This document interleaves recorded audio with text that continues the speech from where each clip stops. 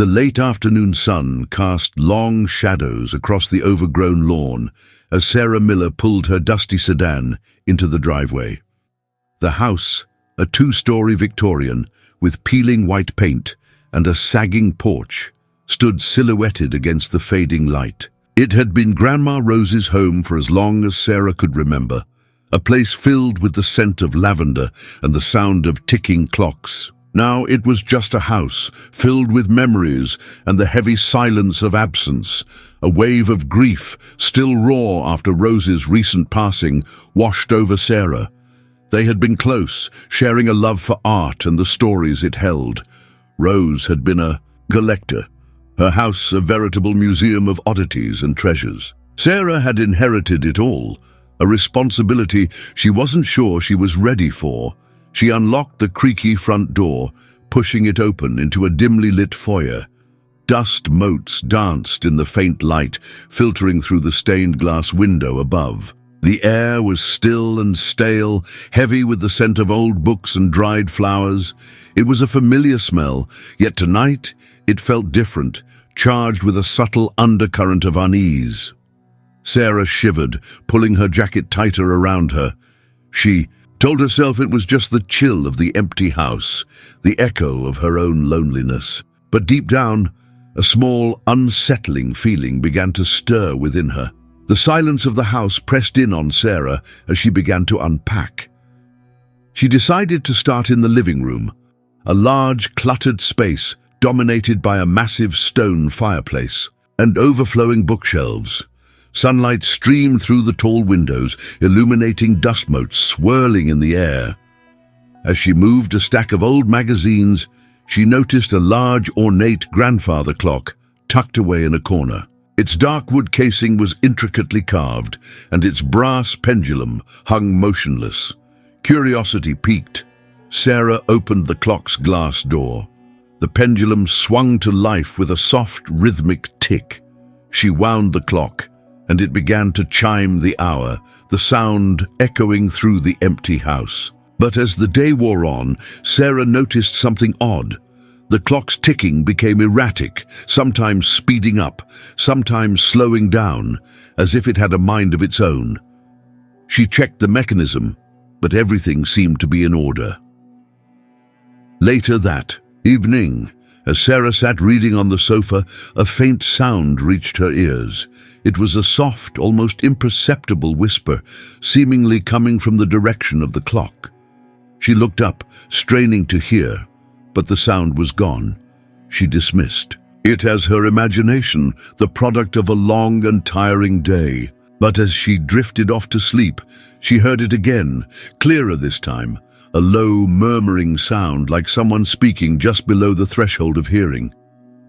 A book fell from a nearby shelf, startling her awake. She looked around the room, but nothing else seemed amiss. A chill ran down her spine. The house felt colder, the silence deeper, and the ticking of the clock seemed to echo with a new, unsettling rhythm. The unsettling feeling from the previous night lingered with Sarah into the next day. She decided to tackle the attic, a dusty, forgotten space filled with discarded furniture and forgotten treasures. As she navigated through the cobwebs and shadows, she stumbled upon a large, antique mirror leaning against a far wall. Its ornate frame was tarnished with age, and the glass was clouded with dust. Curiosity drew her closer. She wiped away a section of the dust, revealing a distorted reflection of herself. For a fleeting moment, she saw not her own face, but a twisted, almost grotesque image, her eyes wide with terror, her mouth contorted in a silent scream. Sarah gasped, stumbling back, her heart pounding in her chest. She blinked, and when she looked again, her own reflection stared back at her, normal and composed.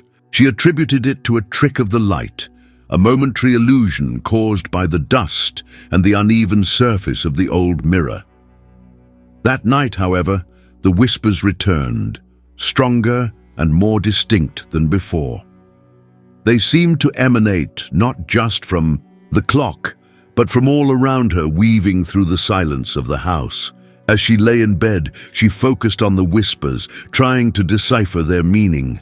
Then she heard a distinct voice, low and raspy, seemingly coming from the mirror. In the attic, it spoke her name, Sarah. The sound sent a shiver down her spine. She bolted upright in bed, her eyes wide with fear. The house was silent once more, save for the steady, rhythmic ticking of the grandfather clock downstairs. But the chilling whisper echoed in her mind, a haunting reminder that she was not alone. The unsettling events of the past few days had left Sarah on edge. She found herself constantly looking over her shoulder, listening for the whispers, half expecting the objects in the house to come to life. She decided to focus on her work, hoping that the familiar act of restoring art would bring her some sense of normalcy. She chose a large portrait hanging in the dining room, a painting of a woman with dark hair and piercing blue eyes. The woman wore a somber expression, her gaze fixed on some unseen point in the distance. As Sarah began to clean the painting, she noticed subtle details she hadn't seen before. The woman's lips seemed slightly parted, as if she were about to speak, and her eyes, those intense blue eyes, seemed to follow Sarah as she moved around the room. That night, Sarah had a vivid dream. She was standing in the dining room, and the woman in the portrait stepped out of the canvas, her expression now one of deep sadness. The woman reached out to Sarah, her hand cold and ethereal. Sarah woke with a start, her heart pounding. The next morning she examined the portrait closely. The woman's expression seemed unchanged, yet Sarah couldn't shake the feeling that she had seen something different the night before. As the day progressed, she felt the woman's gaze on her, a constant, silent observation. By evening, she was convinced that the expression on the portrait was subtly shifting, becoming more and more distressed. The whispers returned that night, now accompanied by a new sound, a soft, mournful sigh, seemingly emanating from the painting itself. Sarah's unease grew with each passing day. The whispers, the distorted reflections, the shifting expressions in the portrait. It was all becoming too much to ignore. She knew she had to find some explanation, some logical reason for the strange occurrences. Remembering her grandmother's meticulous nature, Sarah began searching for any records or journals Rose might have kept. After a thorough search of the study, she finally found it. A small, leather-bound diary tucked away in a hidden compartment of an antique writing desk. With trembling hands, Sarah opened the diary. The pages were filled with Rose's elegant handwriting, detailing her daily life, her thoughts, and her observations. As Sarah flipped through the pages, she found entries that described strange events that had occurred in the house many years ago. Rose wrote of unexplained noises, objects moving on their own, and a pervasive feeling of being watched. One entry, dated many years prior, spoke of a tragedy that had befallen a family who had lived in the house before Rose. It mentioned a young woman named Abigail and her untimely death under mysterious circumstances. A chill ran down Sarah's spine as she read further. Rose described how the objects in the house seemed to hold a memory of the past, as if they were witnesses to the events that had transpired within its walls. She even wrote of hearing whispers, faint voices that seemed to emanate from the objects themselves. Rose theorized that the house was somehow imprinted with the emotions and experiences of those who had lived there, particularly the tragic events surrounding Abigail's death. Sarah felt a growing sense of dread. The events she was experiencing seemed to mirror those described in her grandmother's diary. Driven by the unsettling revelations in her grandmother's diary, Sarah decided to delve deeper into the history of the house and the story of Abigail. She visited the local library, a small brick building with creaking wooden floors and the comforting smell of old paper. The librarian, a kind, elderly woman named Mrs. Davison, was helpful and eager to assist. Sarah explained her interest in the history of her grandmother's house, mentioning the name Abigail. Mrs. Davison's eyes widened slightly. Abigail. That's a name I haven't heard in a long time, she murmured. Mrs. Davison led Sarah to a dusty section of the library's archives, where they found old newspaper clippings and local historical records. Through these documents, Sarah pieced together the tragic story of Abigail. She had been a young woman living in the house in the late 19th century. The records indicated that she had died suddenly and unexpectedly, the official cause of death listed as a fever. However, local rumors whispered a different story, that Abigail's death had been no accident, that she had been murdered. The rumors pointed to a member of her own family, though no one was ever officially charged. Sarah felt a shiver run down her spine. The pieces were beginning to fall into place, the whispers, the strange occurrences in the house, the portrait of Abigail. It all seemed connected to this tragic event from the past. The diary entries, combined with the historical records, painted a picture of a house haunted by a dark secret, a secret that the objects within its walls seemed determined to reveal. Back at the house, the atmosphere had noticeably shifted. The whispers were no longer faint and indistinct. They were now clear, almost conversational, as if the objects were speaking directly to Sarah.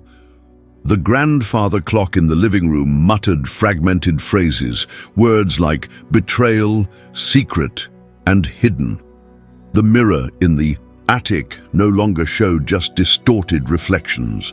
It now displayed fleeting visions of the past, a shadowy figure moving through the house, a woman's hand reaching out in desperation.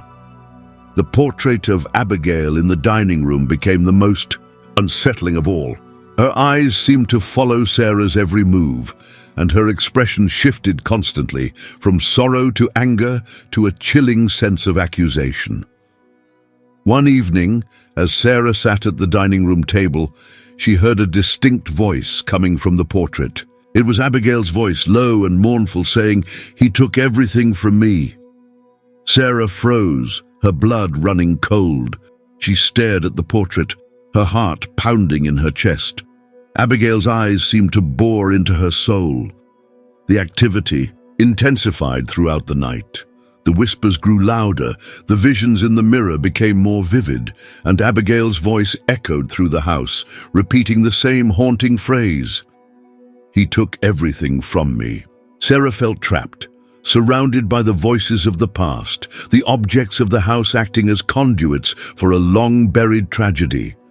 Fear gripped her, but beneath the fear, a sense of determination began to grow. She knew she had to uncover the truth, not only for herself, but also for Abigail, whose spirit seemed to be desperately seeking justice. A violent thunderstorm raged outside, mirroring the turmoil within the house. The wind howled, rattling the windows, and the rain beat against the roof like insistent knocking. Inside, the objects seemed to react to the storm's fury, their voices growing louder and more frantic. The grandfather clock chimed erratically, its pendulum swinging wildly. The mirror in the attic reflected flashes of lightning, illuminating fleeting images of a struggle, a hand raised in anger, a body falling to the floor. In the dining room, the portrait of Abigail seemed to glow with an eerie light. Her voice, now a chilling whisper, filled the room, weaving together with the other voices to form a coherent narrative. Sarah felt as if she were witnessing the events of that fateful night, the night of Abigail's death. The voices revealed the truth. Abigail had not died of a fever. She had been murdered by her own brother, driven by greed and jealousy over their inheritance. He had tried to cover up his crime, staging it as a natural death, but the house and the objects within it had remembered. Suddenly, a vivid image flashed before Sarah's eyes. A clear vision of the brother standing over Abigail. A look of cold fury on his face, a heavy candlestick raised high above his head. The image was so real, so visceral, that Sarah gasped, stumbling back from the portrait. The voices reached a crescendo, then abruptly fell silent. The only sound was the pounding rain and the frantic beating of Sarah's heart. The truth was out, the secret revealed, and the house held its breath, waiting for what would come next. The silence that followed the revelation was heavy, charged with a palpable sense of dread. Then, a cold gust of wind swept through the dining room, even though the windows were closed. The air grew colder, and a faint ethereal figure began to materialize in front of the portrait. It was Abigail, her form translucent and shimmering, her eyes filled with a deep sadness and a burning desire for justice. Sarah stood frozen, her breath catching in her throat.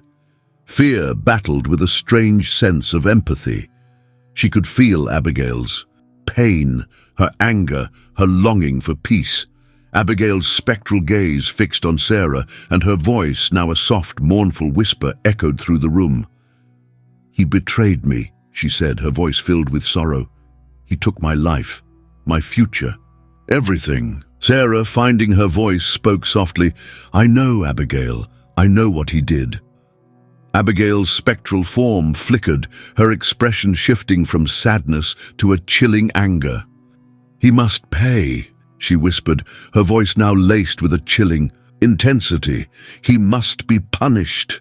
The objects in the room began to tremble, the grandfather clock's pendulum swinging wildly, the mirror in the attic reflecting flashes of fire. The atmosphere grew thick with tension, the weight of Abigail's unresolved anger pressing down on Sarah. The confrontation had begun, a battle between the living and the lingering echoes of the past. Abigail's demand for vengeance hung heavy. In the air, the objects around them vibrated with her restless energy, the house itself seeming to hold its breath. Sarah understood Abigail's pain, the injustice she had suffered, but she knew that revenge wouldn't bring her true peace. She took a deep breath and spoke, her voice firm but gentle. "Abigail," she said, "I understand your anger, but revenge won't bring you back. It won't undo what happened." Abigail's spectral form flickered, her eyes filled with a mixture of sorrow and rage. "He took my life," she whispered, her voice trembling.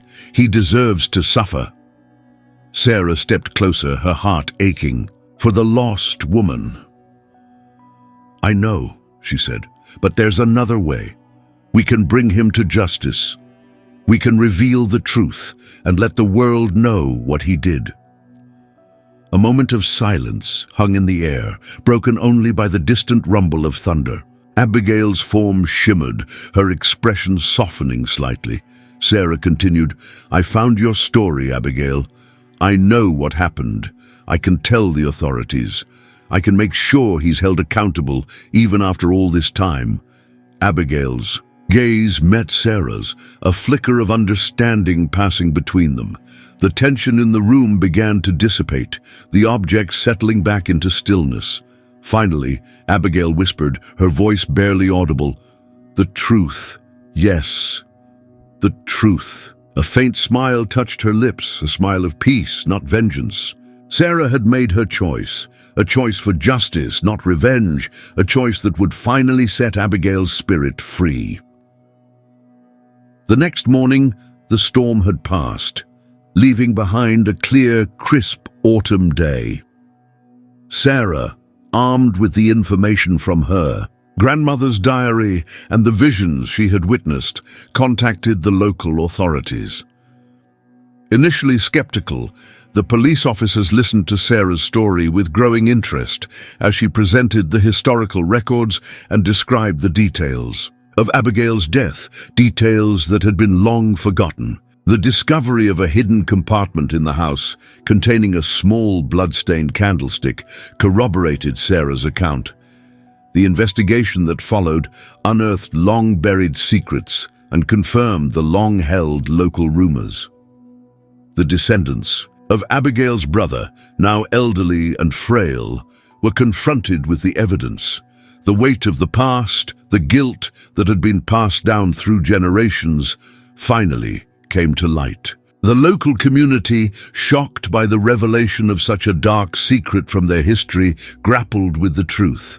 The story of Abigail, once a whispered rumor, became a matter of public record, a testament to the enduring power of truth and the enduring echoes of the past. The local newspaper ran a story about the discovery, bringing closure to a mystery that had haunted the town for over a century. The house, once shrouded in whispers and fear, now stood as a silent witness to a long-awaited justice.